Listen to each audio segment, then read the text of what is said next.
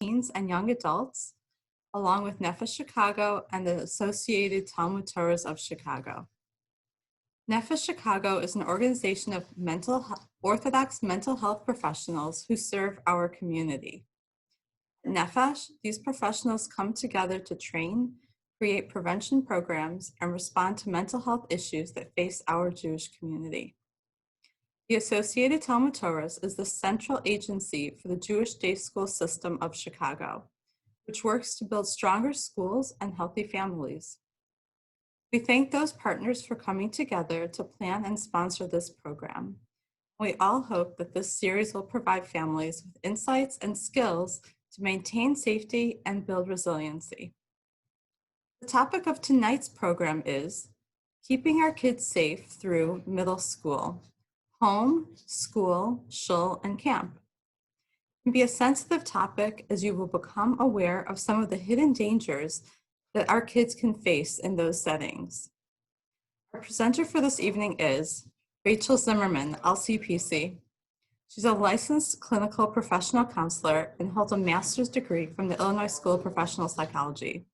She's a well-known and trusted authority on issues of children's personal safety, such as boundaries, abuse prevention, and healthy relationships. She's someone who parents, teachers, administrators, rabbis, and rebbitzins all have turned to for guidance.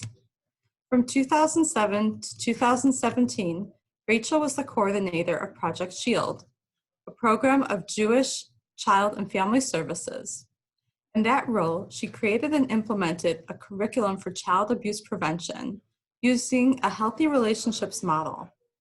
She facilitated trainings for students as well as educational staff who were involved with students ages 4 to 18 years.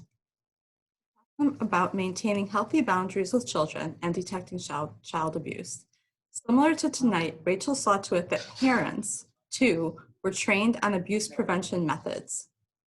In October 2015, Nefesh Chicago was proud to have Rachel give a dynamic panel presentation on child safety, together with administrative representatives from the Department of Child and Family Services, or DCFS. Rachel is currently the student advisor at Hannah Sachs Beis Yaakov, and also has her own private practice, where she works with a variety of client issues, including depression, anxiety, trauma, and body image. We ask that as questions arise during the presentation, you kindly type them into the chat as concisely as possible, and we will try to get to as many questions as we can. No further ado, it is my honor to present to you Rachel Zimmerman. Thank you. I'm sure you're all as happy as I am that nobody's traveling out on a night like tonight in Chicago. But I have to tell you how wonderful it's been working with Madrigos and Nefesh and the ATT on this program. All three of those organizations are organizations that are near and dear to my heart, and that the community really couldn't do without.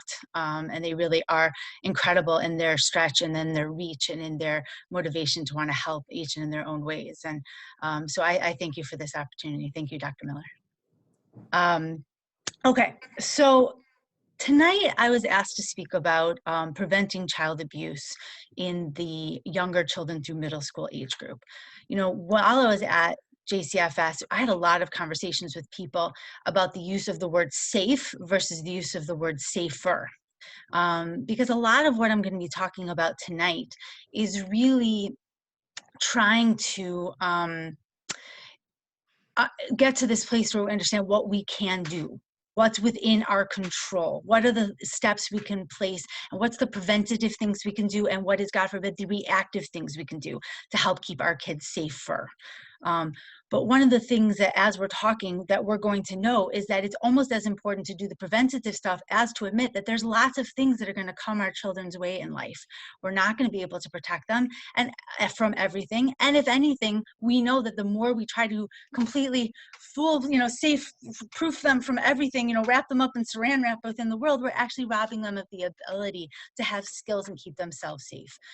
So a lot of what we're going to be talking about tonight is also building our kids' skills, tools, communication ability to be able to reach out for help when they need it.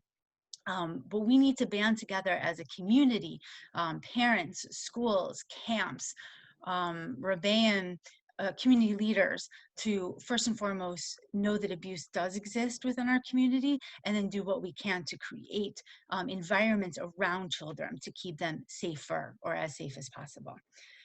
This is a hard topic. As I'm talking about things tonight or possibly giving examples of things, I know statistically, and we'll talk about that in a little bit, that I probably am talking to people in this audience that have gone through hard things, who possibly have gone through abuse of their own. And so while I'm talking, if there are things that like are hard to hear, or you start to feel a little bit of a reaction, maybe take a break. Maybe, you know, go splash some water on your face. Maybe, you know, take a really mindful sip of water. But first and foremost, take care of yourselves, because this is a hard topic, regardless of what you have or have not gone through in your lives. The second thing I'm going to say is that oftentimes we'll use humor or try to make things a little bit light, but that's only because I want to make sure that people are still breathing while I'm talking, especially about serious topics. It's not to make light of the subject matter. It's not to make light of anyone's experience. But I have found that when people are incredibly serious the entire time and talking about very important, serious, potentially scary topics, that at a certain point people just start clicking off, because the human brain only has a certain capacity to be able to hold before we like hit complete panic mode. So forgive me in advance if humor is not your style, but I do it to make sure that we're all still with me. I find that as I've done this over the years, that I get two to four main reactions when I talk about these things. The first is often panic, a reaction of like, oh no, my kids aren't safe. There really is abuse in this world. I have to keep my kid, from doing anything. I can't let my kids have any relationships with any strangers that I'm not 100% sure of. And we'll talk about the idea of just being 100% sure of quite anybody. But yet at the same time, you know, I had one time did one of these parent presentations in a school, and a parent came over to me a week later in Jewel, and she said, you know what, Rachel, I heard you and I heard what you had to say, and I went home and I told my daughter, no more sleepovers, and we're pushing off, you know, overnight camp for a few more years. So I really took you seriously on what you had to say. And I was so taken aback. I of course, you know, had to like put on the like, oh, okay, great face.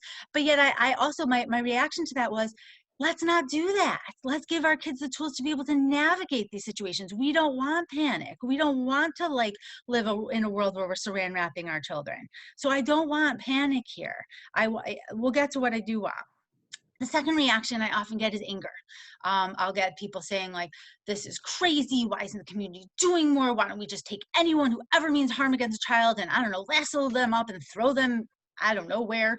And like, there's this idea of just anger at people that let it happen, anger at anyone and anyone, which anger is a very normal response when we feel out of control, especially of the safety of loved ones. And yet anger doesn't help us here either. And especially when it comes to children, as we're going to talk about, anger actually shuts them down from ever wanting to tell us things. So we don't want to come at any of this with anger. The next one, which I have to say, you know, from when I started, I think, what did Dr. Miller say in 2007? Feels like a long time ago. It was a long time ago. That this is not something I come up to as much. But denial, either denial that this exists, denial that it's such a big deal, denial that it's anything that could happen to any of our children. And yet at the same time, I used to say it, and I know that it's still true, that when I was working across the community, there was not a single school system, both elementary, both high school, yeshivas, all across the board of the entire Orthodox community, that I hadn't helped with a case of child sexual abuse with. It happens in every segment of our community. It happens in every age group, every socioeconomic class, every neighborhood. There's nobody who can say, I don't have to worry about this. Now, again, back to not wanting to panic. That doesn't mean that this is a day-to-day, like, oh no, but at the same time, we need to take this seriously enough, and I'm sure if you're here, you are the types that are taking this seriously enough to be able to take the proactive steps to keep our kids safer. So what am I hoping for? I'm hoping for motivation, which again, the fact that you're here either means that you were so WhatsApp status bombed by all the people who said you have to come, but most likely you're motivated. You're motivated to know what you have to do to keep your kids safe. You're motivated to be here to hear what we have to do. And I'm hoping that you'll walk away, you know, the greatest compliment you can give me is that you walked away with something, 2 or 3 concrete things that A, you'll actually remember in more than 24 hours from now, and that B, that you're hoping to implement. So that is my goal, to be as concrete as possible. Now let's start about some truths about abuse. You know, the national statistics are you know, they vary, but I'm going to give you conservative statistics. They say that 1 in 4 girls and that 1 in 7 boys will be sexually abused before the age of 18. Now, sometimes people will come at me and say, you know, for sure that's not as high in the Jewish community. We don't know that. We don't have proof of that. Any study they've tried to do, as you can imagine, has been thwarted because in general, in insular communities, we don't like to give numbers and we don't like to participate in studies that that could come back against us, which I understand. And yet it gives us the inability to have studies that could show where we really are.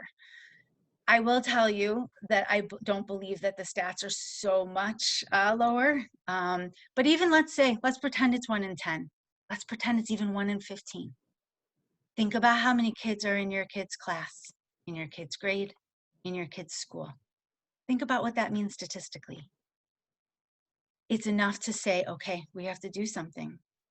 The other thing which we know about these statistics is that boys are notoriously awful reporters of abuse because it's hard enough as it is to have to come forward and say that somebody took advantage of me.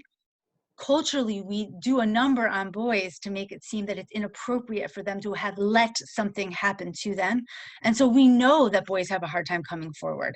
And that if men ever do report, it's oftentimes in the much later years of their life. The next truth about abuse that we know is that while stranger danger is important, and making sure the kids know that we don't take candy from strangers and we don't take rides home from people we don't know, very important. And yet over 90% of abuse is perpetrated by somebody the kid knows and knows well and usually is in a trust relationship with. This can include neighbors, this can include teachers, this can include coaches, this can include cousins, this can include grandparents, this can include aunts and uncles, this can include parents, this can include siblings.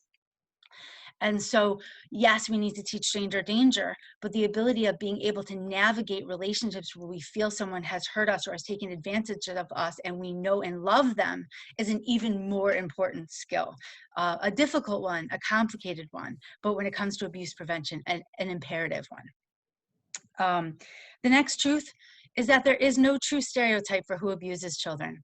I think if you ask most people to conjure up in their mind what they think of a pedophile or a child abuser, they have some idea of a man in a trench coat who's, some type of socially awkward, and those stereotypes, first of all, do poorly to people who may fit the stereotype and yet have never been attracted to somebody of a younger age.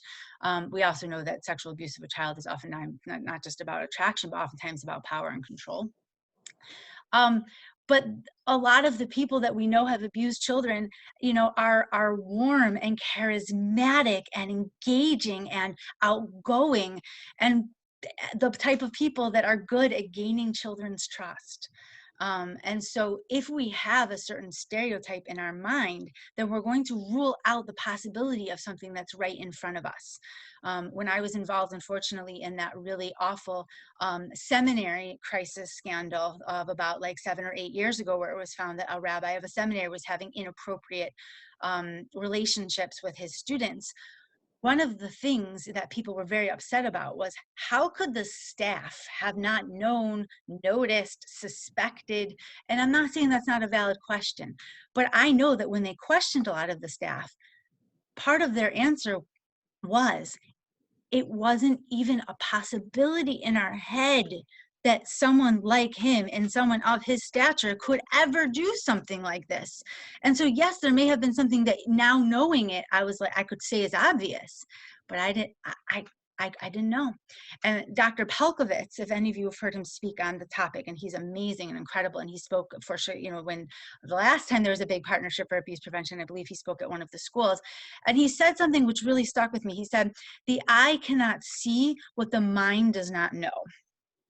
And so if the mind doesn't have the possibility of the fact that these things can happen and that there is no real stereotype in it, that we can't overlook anybody when it comes to signs and symptoms that something not good is happening, if we don't have it as a possibility in our minds, then the eye cannot see it. So tonight is very much about opening our eyes, opening our minds to the possibilities, again, calmly and in a motivated way, and yet knowing, that we're not going to close our eyes or our minds to what we need to know for this. Another truth about abuse um, is that usually a kid um, wants to tell what has happened to them if they've been hurt, but it's very, very difficult. Sometimes, when abuse comes out, they'll say, well, why would the kid have let that happen for so long?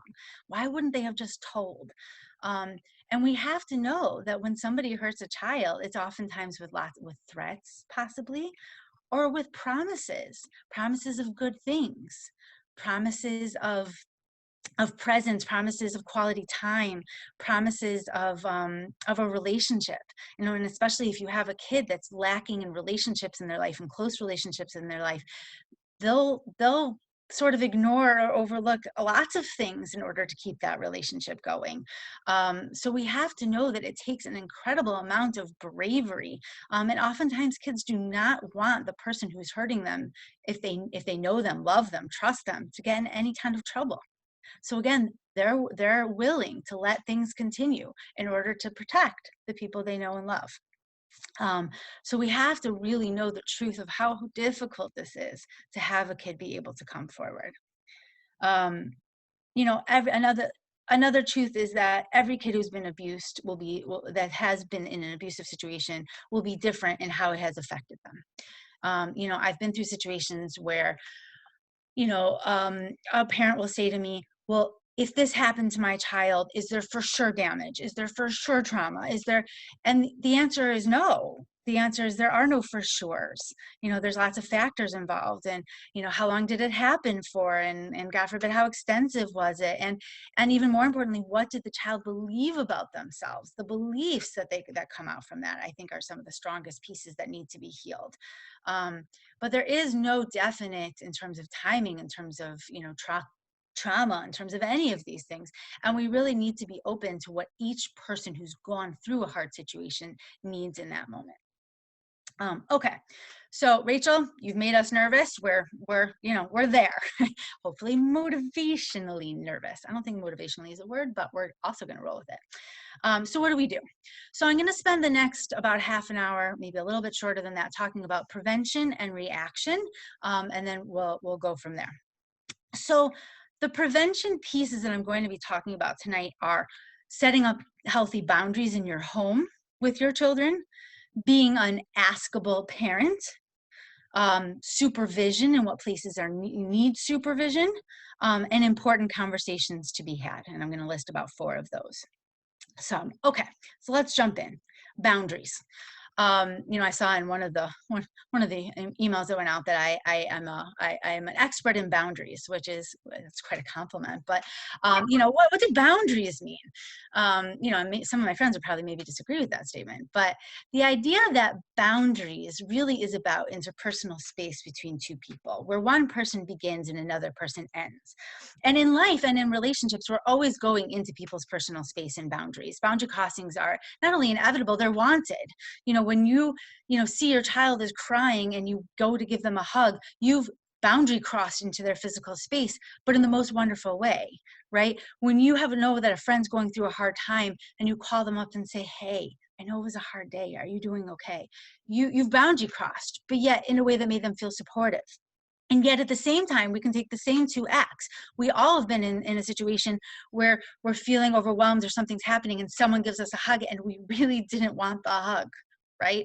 And we've also been in a situation where we're really struggling with something and somebody calls up with very personal, nosy questions that don't feel well intended and not from the right person, that feel like a boundary crossing, not in the right way.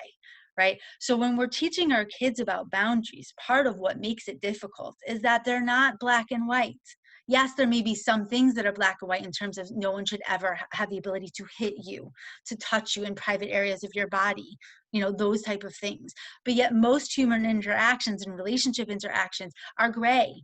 So in setting up a well-boundaried home, what we're talking about is setting up a home where your kids feel that there are limits, that they can say no to things, that they'll be respected, that if they're uncomfortable with something, at the very least, it'll be talked out, even if it still happens, that their piece inside of them, their ability to say, I like this, I don't like this, I want this, I don't want this, that worked for my older sister, it doesn't work for me, is respected.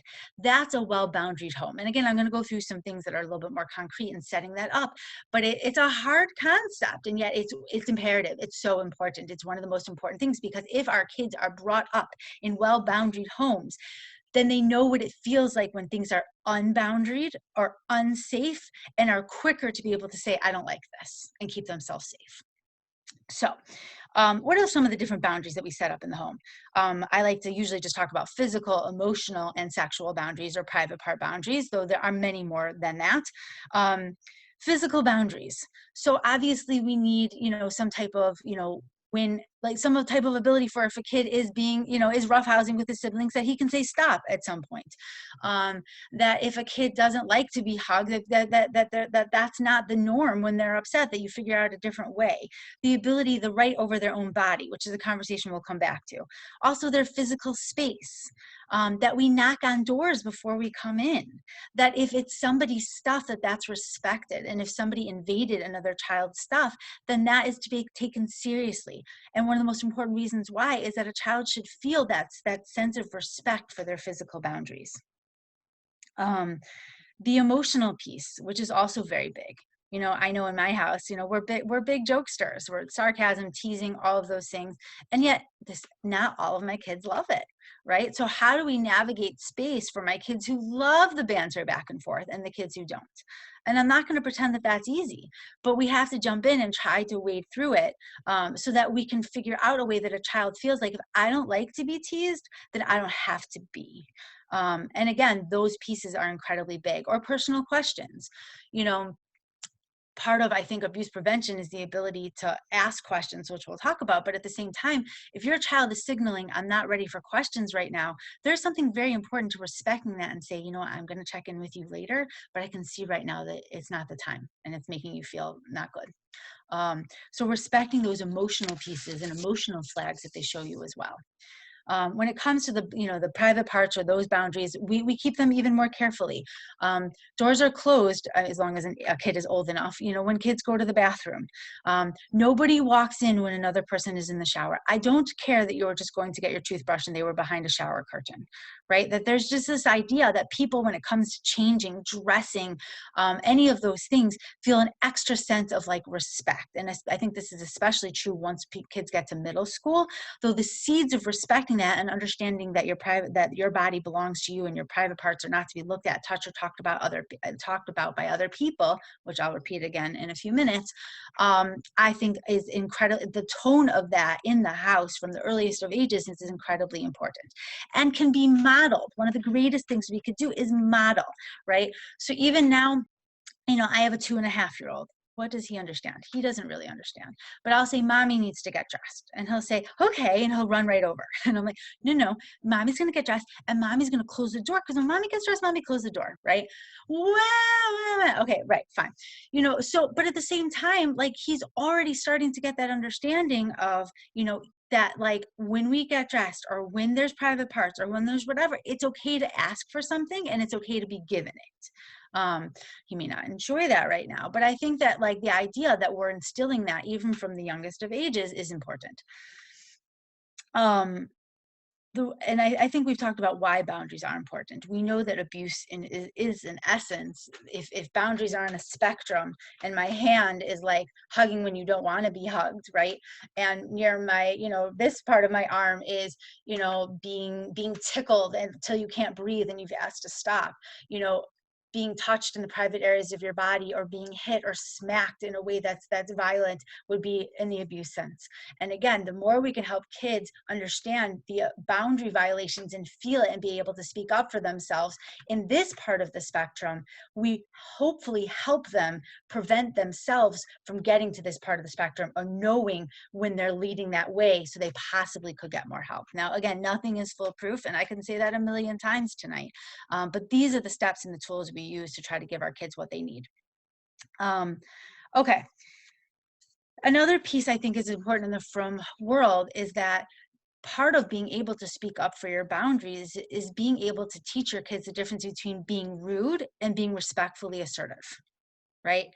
So kids will often say, and they're taught in school, as they should be, derech eretz, and, kavod arav, and that you need to very much respect your elders. And I am somebody who very much like agrees with that. Like I am still someone who has a really hard time calling people by their first name and not Mr. and Mrs., or Doctor and Rabbi, whatever it is, because that's just how I was raised, with that certain amount of respect. And I think that that's a good thing. And yet at the same time, the ability to know, like, to say, that to be able to have a kid say, what, that's really hard for me, I'd prefer not to do that. Or, Rebbe, can I talk to you after class, because this what you're asking me to do is difficult. Or to go over and say to your parent after school, this is what happened in school and I was uncomfortable and I wasn't sure what to do. And you as a parent to say, oh, okay, great that you came to me. Let's role play what you should say tomorrow when you go back in. Right. So the ability to not just roll with it and don't make waves and don't be rude and just be mivater, there is a very big role for that, for being mivater. And yet when it comes to your kid having a voice for when things make you uncomfortable and navigating what situations you are mivater and which situations it's actually really important that you speak up, is one of the things we want to be able to give kids. And look for examples of that when they're telling you about their day. The fact that they gave the ball to their friend, even though they didn't, that's amazing. We applaud that. The fact that every time they speak up or ask questions, it seems to make their teacher more and more annoyed. And so they just don't ask questions anymore. We do something with that. Right. So that difference, I think, is really important in helping our kids with boundaries. One thing that I will mention in the boundaries piece before I will go on to the next piece in prevention is the idea that sibling abuse and sibling sexual abuse is unfortunately one of the most seen forms of abuse, at least I see clinically, and I know a lot of my colleagues see clinically in the frum community. And that, I could give a whole session on why it's happening and how it's happening. But the most important thing for you to know right now is that unfortunately it does happen. And so what can we do about this? That there are situations where older siblings, and I will say it's not just older brothers and older male cousins or older males to younger females or younger males. It is also older females. It is also older sisters. I don't think it's reported as much because, as we talked about before, boys don't like to say when things like this have happened. But we need to think through our sleeping situations. Putting your teenage boys and your teenage girls in the basement completely unsupervised may not be, and probably should not be, the right situation for you. The idea that like any area of the house when it's completely unsupervised is not a good idea. We'll talk a little bit later about how talking to your kids about puberty and their bodies growing and different urges and things is really important after a certain age. And yet when kids don't have that information, that's, in the void of information, it gets filled in. And so the idea of using education, good relationships, supervision, and thinking through your sleeping quarters in terms of your boundaries with your children is incredibly important. One of the things that, that I've done in different ways is I've put monitors, like, in different places in my house. Again, not because I suspect anything with my children, but I want my children to have the idea that, like, it matters to me that I want to see and hear if something's going on at night, whether it's that you're sick or whether that someone's crying or whether someone's being hurt. I want to know. And so thinking through, and that monitors may not work in every home, but yet thinking through these things so that your kids get the feeling of my parents are people who are on top of it and supervise and want to know what's happening is incredibly important. Okay, so we talked about boundaries, which again could be a topic in and of itself. The next thing I want to spend a minute or two on is being an askable parent. And what this means is that you want to think through two different pieces. Being the one that shares information with your child, and also being the one that when your child tests out the waters of coming to you with a potentially upsetting thing, that you can control your emotions, manage yourself to be able to respond accordingly. This is especially important thinking about our reactions from before for our panickers, our overreactors, and our angriers. A child comes to you and says, Mommy, when I slept over at my friend's house last Motzei Shabbos, once their parents went to sleep, my friend showed me that she has an MP3 player, and she showed me some inappropriate videos that I don't think you would have liked. The very first, now, again, you have to know you, but the very first reaction really needs to be, I'm so proud of you for coming to tell me that. That must have been really difficult. Now, if you're really upset, you can say, I'm really proud of you. I need a minute. Just give me a minute to be able to manage some of the things happening so that I can talk to you about it in the way I want to talk to you about it. That in and of itself is an incredible modeling opportunity.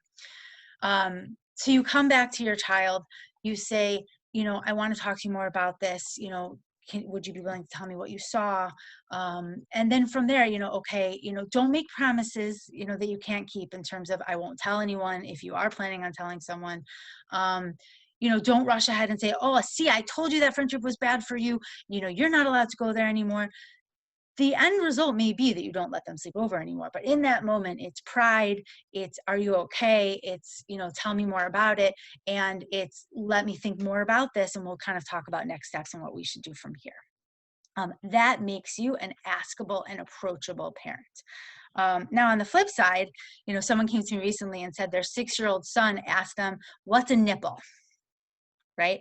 And so the mom said she was like so embarrassed, and why does he need to know? And is he going to go talk about nipples to everybody at school? And that's going to be so embarrassing, and and all those things. And I said to her, I said, okay, you and I can come up with what you want to say to him, what about what it is, why it is, whether you want to mention that girls and boys both have them, you and I can discuss that. The most important thing is that you not say, you don't need to know, don't worry about it, it's private. Right? Because what he has learned from you is that when I have a question, mommy gets flustered and she pushes me off. And that starts even at the earliest of ages, right? So you can say, what, that's such a good question. I actually need to go find out the real right answer to be able to tell you and come back to you tomorrow. But wow, I'm so proud of you for asking a question, for being curious, right? The other thing I want to make sure is that we never want a kid to feel shameful about any part of their bodies. Bodies are wonderful. They may be private. We may keep things covered, but there's nothing wrong with them. HaKadosh Baruch Hu made them. They're amazing, every single part of them. And so, being that askable parent is also being somebody that can say, that can hear the question and want to answer it. Now, remember that you also don't want to assume that they want to know more than they want to know, right? There's always that famous joke that we give, like with some of the sex ed questions, where they say, the 10-year-old comes and says, Mommy, where did I come from? And the mother starts hemming and hawing, and well, a husband and a wife, and when they love each other, I don't know, and he's like, are we from New York or New Jersey? Right? So that's the famous joke. See, I told you there'd be amazing jokes in this thing.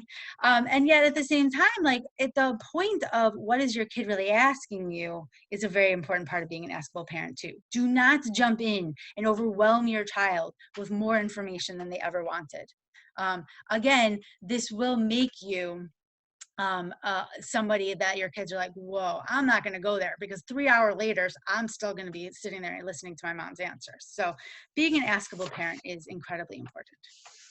And I would also take situations going on around you and think to yourself, is this an opportunity for me to step in and talk to my kids? When everything was happening in Washington, D.C. with the riots, and this is not political, and my kids were hearing about it, little snippets. So I wanted to be the person who jumps in with information. Now, I don't want them to know everything they know from the boys at school. So thinking of opportunities to be able to have calm conversations over dinner in the car, I think that also makes you an askable parent. Okay, we talked about boundaries, we talked about askable parent. The next piece is supervision. Supervision. Even though children, especially as they get older, will balk at like, I can walk by myself, I'm big enough, I can go to the bathroom by myself when I'm at like a baseball game, I can, at the same time, they also inside love to be taken care of and to know that they're safe and that there's someone asking them to be safe. Sometimes with teenagers, they push back on everything. And yet at the same time, the teenagers I know that have the hardest time with their parents' supervision are actually the ones whose parents have no supervision over them, because they feel unloved and uncared for, or that they're not worth the effort. So supervision is incredibly important. We need to think through, where are our children going? Who will be supervising? Should they be going to that? And what do I need to give them to be able to have the skills they need to navigate it, right? So you've decided to go to an amusement park and have decided to let some of your older siblings go together, on a ride where you're going to stay in a certain part of the park. Great. What do they need to know? Do they need a meeting place? Do you need to make sure that even the youngest one has memorized your cell phone number? Do they need to know how to identify who works in the amusement park? Thinking through those type of situations. But let's talk about situations where supervision may be an issue. One of the places that unfortunately I have heard more and more abusive type situations coming up is at Shul. And parents think that they can send their children to Shul and that someone will watch them, or that they'll mostly be in davening, or that there's a playroom off the side and I'm sure my husband will leave every 20 minutes to check in on them. Well, 20 minutes is a really long time. And it is an open building to anyone who knows the code. And again, we're not worrying about strangers off the street. We're worrying about who could hurt these children. And so we need to make sure that we're not just sending our kids because it would be such a nice opportunity to go back to sleep. I know it would be. And maybe a better idea is to find a chesed girl who's willing to come to your house on a Shabbos morning. But we don't want to send our children into places where we don't know what's happening, who's around, and there's big gaps of time without supervision. I also think about locker rooms and public bathrooms. We used to joke around when I was younger about the JCC locker rooms. And if you ask certain people, they'll be like, oh yeah, the JCC locker rooms, learned more than I ever wanted to know. And a lot of that is about supervision. Now, when I was growing up, it was a little different, which it probably was. But at the same time, are you sending your kids into the locker room to change by themselves? Do you know who's in there? Do you know who else is changing in there? Even if no one means harm to your child, they may see more private parts and nudity than they've ever seen in their life, and you don't know that they've been exposed to that, right? And that can be very confusing and somewhat like traumatizing to a little child.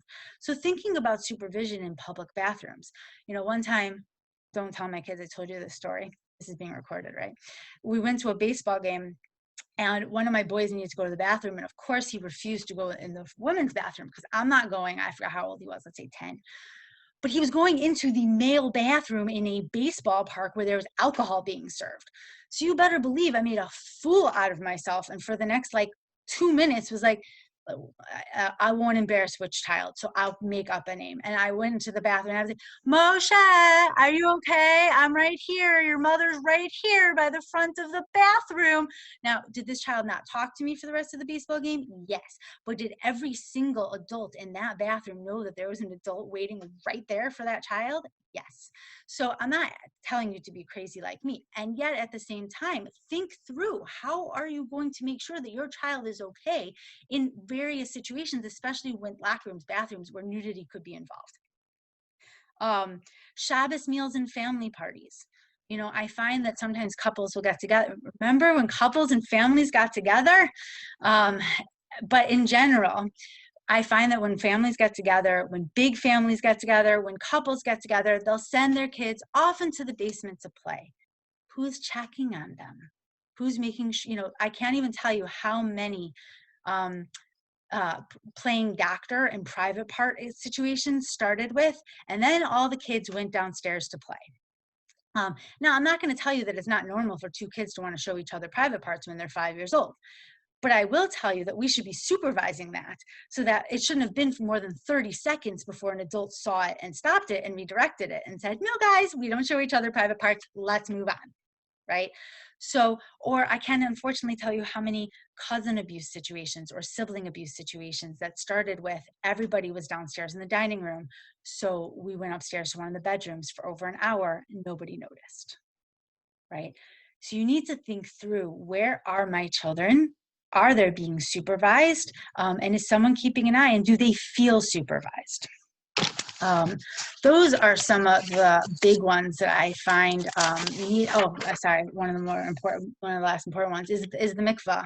And if our young boys are going to the mikvah, which is a choice, and again, a whole decision in and of itself between each family and their Rav and their whoever they would like to consult with.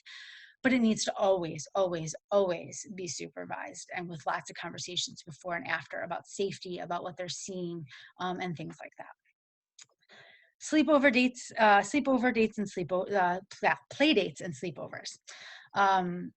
So again, this isn't something that some families are dealing with as much, and yet at the same time, we need to make sure that our kids know that we're going to ask before they go, who's going to be home, who's babysitting, how many siblings are around. Are the older brothers all home from yeshiva now? Where are my kids going to be sleeping? Are they sleeping in the room with 5 other kids? Are they sleeping alone by themselves in the basement unsupervised? That those are all fair questions that may bring eye rolls from your kids, and yet they're super important. If it's a family you don't know, then possibly you start with a play date first and not a sleepover. And you tell your kid, when we go into new situations, it's better to go for an hour or 2. And then you come home and you tell me, yay, it was good and I was comfortable. Then I send you for like 9 hours, 10 hours. So let's try this out first. What a great life skill to be able to teach our kid, that we put our toe in the water with new relationships before we jump right in, to make sure that it feels right. And then we have to think about how to ask questions when they come home or on the way home so that they feel comfortable. Okay, so those are some of the, again, we've talked about askable parent boundaries, we've talked about supervision. Let's talk about important conversations to have. One of the most important ones, which I've alluded to, is, and these conversations can start when a child is 2 or 3, which is your body belongs to you. For those of you who are aware of the Safety Kid program that Debbie Fox made, and the ABCDs of safety, which I don't have time to completely run through now, but the D is do tell. And part of that is no one is allowed to look at, touch, or talk about the private parts of your body, and you're not allowed to do that to somebody else. And that if someone does, it's an automatic do tell. You come tell a trusted adult right away, whether it's a teacher, whether it's a grandparent, whether it's a parent, it's an automatic do tell. And that private parts are never a game, and they're never a secret. It doesn't matter from who. It can be from a grandparent, it can be from a brother, it can be from a counselor, but it's never a game. It's never a secret, and mommy always wants to know. So even from young age, we talk about what are the private parts of your body, right? And we keep things private. And like sometimes even like, if you're helping a kid change who's like 3 or 4, you can even say, okay, I'm going to tell your brothers and sisters to go away now because this is private when I'm helping you put on your underwear, right? So this idea that like there's private parts, and also that their body belongs to them. So you have a kid really struggles with hugging, right? So you're not going to say to them, we are not leaving until you give Bubby a hug. Because what lesson have you taught them? You've taught them to ignore when they don't want to do something with their body and to do it anyway, right? That it's a rule that they have to do it anyway. So we want to think through situations that give kids the ability to feel like I have some control. Maybe you say to them, it's really important to Bubby that you do something special that makes her feel loved. Do you want to blow a kiss? Do you want to give a half hug? Great. But we don't want to force. Your body belongs to you. And there are great kid books out there. One from Rabbi Yaakov Horowitz, which I believe Pesher Stam sells, and lots of other great books as well. The next really important conversation is about your uh-oh feeling, which actually goes very much along with what we've been talking about so far. I believe that one of the greatest gifts that Hashem gave us is our uh-oh feeling. And that uh-oh feeling is that feeling inside of us when we walk into a situation and you're like, ooh, I don't like this. Something feels off, and I feel it in my stomach, whether it's butterflies, whether it's a pit in my stomach, and really, people make fun of me when I use it with teenagers, but yet there is no better description for that, like, amazing gift that Hashem gave us. So we want to help our kid be able to be like, oh, are you having an uh-oh feeling right now? What do you think that's about? What do you think is making you feel uncomfortable? Oh, is it that the room's dark? Maybe if we made it a little brighter, you'd feel better, right? The ability to trust. Now, it doesn't mean, we're not teaching our kid that every time you have the feeling, it means you don't have to do it, right? Because that's not a good idea. No one would ever take tests. And yet, what we want to do is be able to say, ooh, okay, so I'm having the feeling. What do I do to make myself feel safer, notice it, maybe reach out to somebody about it. Sometimes I'll be in situations and I'll say, you know what, I don't like something about the situation. I'm just going to call my friend and let her know where I am. Just in case, I'm sure everything's going to be fine. But I validated that uh-oh feeling, right? And for our children, I don't really like that guy who came to Shabbos last week. What? He's such a nice guy. Of course, like that's not nice. We really need to have him. That's not the response we want to go for. We want to go to, ooh, really? What do you think it was that bothered you? Was it his tone of voice? Was it something about the way he was sitting? You know, it's important to us that we have him again, unless you're feeling very uncomfortable. Is there any way I can make you feel safer if we were to have him again? Right? Now, obviously, that's not if we're talking about somebody who really attempted to, a Shabbos guest that attempted to do something inappropriate. That would be a different matter in terms of whether you had them over again. But just this, that we're talking about the concept of underlying that uh-oh feeling and validating it and navigating what we do with it. The next conversation, which is really important, is sleepover camps and dormitories. I once had a friend who said to me, my daughter's going to camp for the first time. Take her to Dunkin' Donuts, have the talk. I'm done, Rachel. She's yours. And I did. It was cute. I actually took 2 or 3 girls together. I don't usually do that. The conversation is really when you go away to camp and when you're in dormitories, it's very important that that there's a lot of different things that could happen, things that might make you feel uncomfortable, things that may be difficult for you to understand. It could be that a kid snuck inappropriate like books or magazines and you don't know how to say no. It could be that you have a friend who wants to know if she can sleep in the same bed as you at night and like snuggle with you. And you're just like, no, right? It could even be that you have a camp counselor who yanks your arm when you don't go to activities fast enough. All of these things are possible, and I'm only saying them to you because they've happened. Or there are people in this world who have touching problems and who touch people inappropriate in their private areas of the body. Does it happen all the time? No, it doesn't. But could it happen? And that's why I need to tell you about it. Yeah, it could. And so we need to talk through, what would you do if? What would you do if you had a camp counselor who yanked your arm all the time? Who would you tell? What if they didn't believe you? Who would you tell if you had a camp counselor or another girl in the bunk or another boy in the bunk that wanted to play a game with private parts or wanted to tell you really inappropriate things and you didn't want to know? What would you do? And the idea of trying to help them brainstorm their own resources and putting it out there for them that these things could happen. And as I mentioned before, the last of the kind of talks you need to have is the idea of having talks about puberty and intimacy as kids get to about that age. Now, again, that would be a whole presentation in and of itself and what you would say. But once your kid is getting to the point where their body starts growing, it's already too late. Within a few months, in that age bracket of 5th, 6th, 7th grade, you need to start having conversations with them. So again, that they feel that there's nothing wrong with their body. There's no shame. You make yourself an askable parent, that you're the person they go to with questions, not the kid on the bus that wants to give them information. But also that, unfortunately, we know that people who abuse children sometimes take advantage of the fact that they have no sexual knowledge, that they have no ability to describe or even name their own body parts. And so sometimes in the void of information, harm can be done.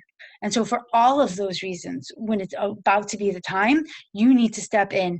Ask whoever you need to ask, a professional, a teacher, a Rav, I have great books, whoever and whomever and whatever you would like to be able to have the words to be able to talk to your kids about puberty and intimacy and whatever you feel fit. Okay, so those are the talks that we've talked about in terms of prevention. Again, your body belongs to you, the uh-oh feeling, sleepover camps and dormitories, and puberty and intimacy talks. I'm going to spend about another 7 minutes going over reacting, and then hopefully we can get to some questions. So we've talked about prevention. Again, I'll go over all the prevention pieces again at the end. Now we have to talk about when something does happen. Now, the first thing I want to say really quickly is the thing I used to get phone calls about the most, and I see happening the most, I think because we've done so well on awareness on this topic that parents sometimes get very panicked about, is normative child sexual play. And so I want to spend a minute just saying, if you have 2 5-year-olds, right, or a 5-year-old and a 6-year-old, that all of a sudden, you leave the room for a few minutes, you come back, and both their pants are dropped, and they're like giggling. right? That is very normal. And we just want to say, remember, private parts stay private. We don't look at other people's private parts, right? So come, we're gonna go make hot chocolate together, and we're not gonna do this again, right? If you want to see your private parts, you can go into the bathroom by yourself. The most important things are to redirect firmly and also to not give any shame or disgust. It's very normal to want to see body and body parts, especially at the age of 5. They don't have the knowledge we have. They don't think of it as crazy or scary or any of those things as we do when we see it. So we need to be very calm. And even if you have 2 kids who are attempting to ooh, what happens when I touch, right? Those things are also very normal in the 3 to 6, 3 to 7 year old range. The times where I start to get concerned are if you have one kid who's always trying to play these games with other kids and is not easily redirected. If you have a kid who's promising treats or threatening kids that they'll hurt them if they don't show or touch private parts, or if you have a kid who has sexual knowledge beyond their age, then I would be concerned. But I want there to be a sense of that there is such a thing as normative child sexual curiosity and play, and we do not want to overreact to things because we sow the seeds of shame when we do that, and those are not always easily undone. So it's important that we know that. The signs and symptoms of abuse in a child are the signs and symptoms of so many other things. So I'm just going to briefly say that if your child all of a sudden has a sudden change in behavior, they're usually very quiet, and all of a sudden they are off the wall, out of control behaviorally. Or the opposite, you have a kid who's rambunctious and wild and fun and usually is but you love them, and all of a sudden they're completely withdrawn and quiet. Right? Those are signs and symptoms of many different things, and one of them is possibly abuse. Anytime you have a red flag that comes your way in your kid's behavior, it's saying, pay attention to me. And so you'll go through the process of talking to their teacher, possibly, consulting with a therapist, trying to figure out. The school social worker is a great avenue for these things. And I know, the ATT has great social works and consultation groups for that, to really just make sure that our kids are okay. If you have a kid who all of a sudden will say, I don't want to be tutored by that guy anymore. Why? He's helping you. It's so important. I don't want to. Again, we need to trust our kid's voice, but that is a red flag as to why. Obviously, if we all of a sudden have a kid who has physical symptoms out of the blue, sudden stomach aches, sudden headaches, sudden, all of the sudden sleep issues. Again, signs and symptoms of lots of different things. And yet, we know that there's signs and symptoms here as well. And again, as I said, in the normative sexual play section, anytime a kid has knowledge of sexual things that beyond their age, that's also clearly a red flag. Could be of pornography exposure, could be of other things, also could be of something not good happening. When your child, or if your child comes to tell you that something has happened to them, all the same things that I talked about in being an askable parent apply. You need to stay as calm as possible, to take a breath and a break. One of the most important things we know is that you need to make sure your child knows that you believe them. There are so many studies that show that the first reaction a kid gets to telling that someone has hurt them is one of the key factors in their healing process. So I believe you. I'm so sorry that happened. I'm so proud of you for coming to tell me. Don't make promises that you're not going to tell anyone if that's not true. You can tell them that you're going to think about who you're going to have to tell, and you'll let them know, and you'll keep them in the process. You'll tell them that you have to think things through and maybe talk to their mother, their father, in terms of thinking what through, but don't make promises that you can't keep. You're going to need to break it down a little bit. Do that later. Do that when you can, and to get the help you need. Oftentimes when a child has been abused, I will recommend that the parent go for help at the same time, because navigating it for themselves, their own emotions, their own reactions, is incredibly important. Now, what happens from there is very different in each situation, which again is outside the scope, whether it's DCFS, whether it's police, whether it's school action, whether it's calling other parents, whether it's just working on your own child and getting them help. Every situation is so unique, and making sure that you take them seriously and go to a professional and go to an adult or go to somebody in the school until you're taken seriously, and be your child's advocate, their number one advocate. but never losing sight of the fact that even though you're advocating for your child and telling who you need to tell, their health and well-being and emotional well-being and getting help, getting treatment should be your most important piece in helping your child heal. So, let's recap. Some of the things that we talked about today in terms of prevention were building healthy boundaries in your home, being an askable parent, supervision, having important conversations with your child like your body belongs to you, the uh-oh feeling, sleepovers and dormitories and camps and puberty and intimacy conversations. And then if something does happen, managing, your reaction, telling them that you believe them, looking out for signs and symptoms and taking those seriously. And really being somebody that builds resources around you so that if you do need help, you have the support system around you to be able to get you, your family, and your child what they need. Because lastly, the thing that we need to do beyond what you've done and coming here tonight and going to the all other amazing sessions that is offered in this series is that we need to daven.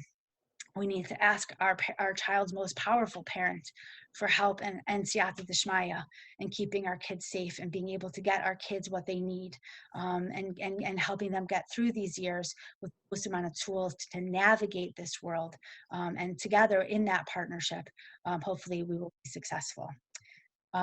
Thank you. I'm sorry I went over time in terms of my time for questions, but I am available for questions now. Okay, phenomenal. You gave us so many tools and so many things to think about. There's so much takeaway here. Let's see if we can get to at least one question. Can you ask about siblings bathing together, young siblings bathing together? So 2 or 3 year olds. What do you think about that? It's a great question, and I get it all the time, and I don't. It's 2, 3, 4. It really is an individual situation. Once you see that your older child is starting to notice private parts or get very curious or want to touch private parts, that for sure is your sign that bathing together is over. Not in a bad way, not in a, oh no, we can't bathe together anymore. Again, we don't want to do shame. You're getting to be so big. You're noticing things. You have such good questions. I think you're ready to graduate to your own bath. That's one piece. I think that by the time you hit, and again, I don't like ages. I really don't. It has to do with maturity, personalities, boundaries. Do both kids seem comfortable? I think once you have a child that's at like 6 or 7 is around when you. But again, I'm loath to say it. I'm more into think about the situation, think about their maturity, think about what they're noticing, and make good decisions based on that. So, Rachel, you have your own private practice. I would like to be able to give the audience your email address if they have a question that might be better answered than in a clinical or session kind of a setting. What is your email address? It's thank you so much, Dr. Miller. It's Rachel Zimmerman, LCPC @gmail.com. Okay. And definitely you can reach out to any of the partners who put together, to get my contact information as well. But it's Rachel Zimmerman, LCPC @gmail.com. Okay. And you mentioned school social workers. That's an accessible option, hopefully. Nefesh Chicago 18 @gmail.com. So we're right at 1 hour. Rachel, thank you so much. You really gave us so much great information to consider as we're working on the task of keeping our kids safe. And thank you everyone for spending this hour with us. I'm sure it was so valuable. I don't even have to say, I hope it was valuable. You've given us so much great information to think about. Remember, we have 2 more sessions in the series, and we look forward to seeing you then. So stay safe, everyone, in so many ways. Thank you, and stay warm. Thank you.